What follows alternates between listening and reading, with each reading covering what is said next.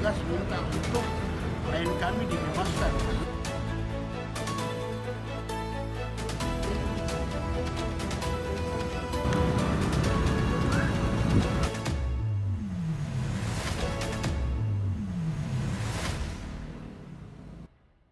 Siang menjelang sore, terima kasih buat semuanya atas solidaritas, terima kasih juga buat rekan-rekan wartawan. Tadi kami baru saja selesai sidang klien kami, Victor Frederick Keimo, dengan agenda pledoi. Tadi kita sudah bacakan pledoinya, dan dalam pledoi kami bagikan ke dalam 8 bab. Bab pertama kita bahas terkait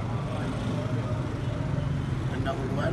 Di dalam pendahuluan kita hanya mengurai kembali isi dari surat dakwaan dan juga tuntutan yang saudara jaksa penuntut sampaikan. Kemudian di bab kedua kita bicara tentang dasar hukum pledoi yang kami ajukan, dan yang berikutnya di bab ketiga kita bicara tentang fakta. Di dalam fakta kita tidak hanya menyebutkan alat bukti yang kami hadirkan, ya, baik dalam bentuk saksi maupun juga ahli, tapi juga kita menyebutkan saksi yang dihadirkan oleh saudara jaksa penuntut umum dan juga ahli yang dihadirkan oleh jaksa penuntut umum. Selain itu ada bab selanjutnya, bab keempat, kita bahas tentang analisa fakta sidang. Di dalam analisa fakta sidang ada banyak poin yang kami sebutkan. Salah satunya kami menyebutkan terkait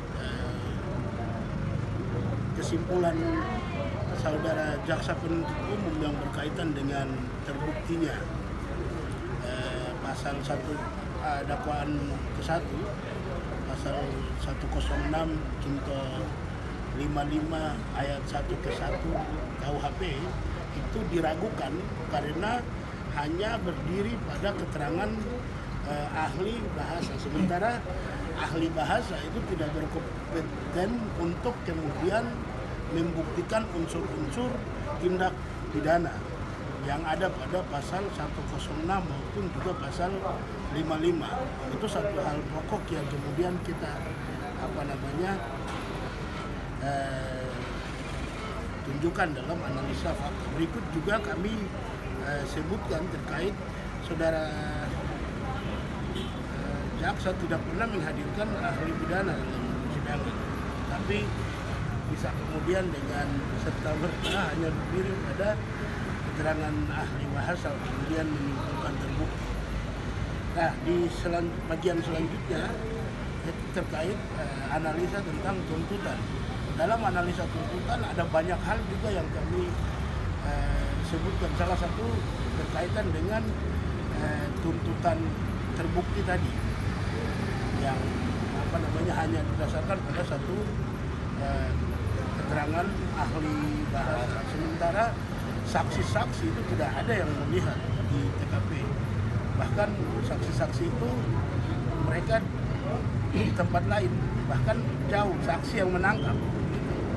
Nah, selain itu juga kami juga melihat adanya disparitas tuntutan, di mana tuntutan yang dituntut kepada saudara klien kami itu ada perbedaan dengan tuntutan-tuntutan pasal makar lainnya di pengadilan lain maupun juga pengadilan di Jayapura, bahkan pengadilan di Jakarta. Atas dasar itu kami simpulkan bahwa dalam tuntutan ada disparitas tuntutan. Nah, selanjutnya dalam unsur-unsur dalam analisa yuridis kami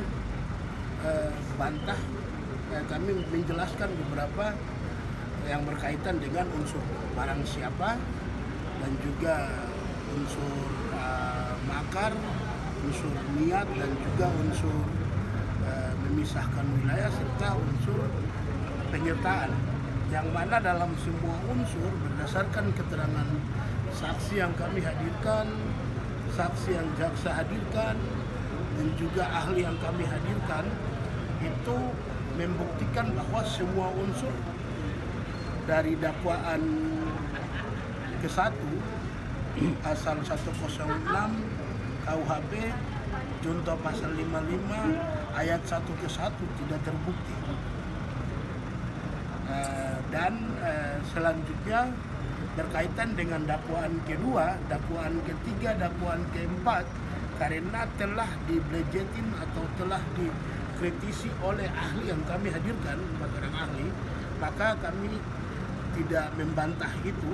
Harapannya hakim bisa kembali pada fakta sidang dan melihat lagi data yang sudah disampaikan oleh ahli filsafat hukum Dr.